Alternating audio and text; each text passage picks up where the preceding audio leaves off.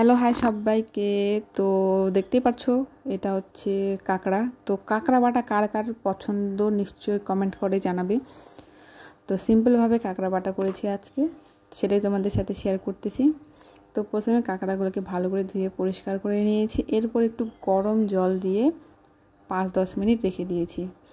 এরপর দেখো কাঁকড়াগুলোকে ভালো করে গরম তেলে ভেজে নিচ্ছি। একদম লাল লাল করে ভেজে নেব, যেহেতু আজকে কাঁকড়াটা বাটা করব সেজন্য একদম লাল লাল করে ভেজে নেব লবণ আর হলুদ দিয়ে। তো দেখো আমার কাঁকড়া ভাজা মোটামুটি শেষের দিকে।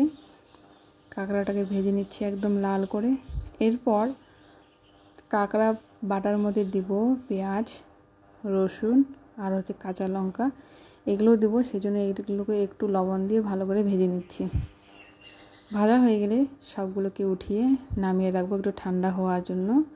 এরপর নোড়ায় বা মিক্সিতে ভালো করে পেস্ট বানিয়ে বাটা করে নেব। নোড়ায় করলে শিল নোড়ায় করলে আরও ভালো।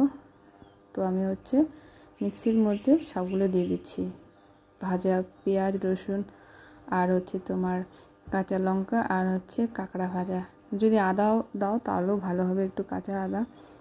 তো দেখো আমার কাঁকড়া বাটা কমপ্লিট। তো আজকে এখানেই, আবারও আসবো অন্য কোনো ভিডিও নিয়ে। ভালো থেকো সবাই।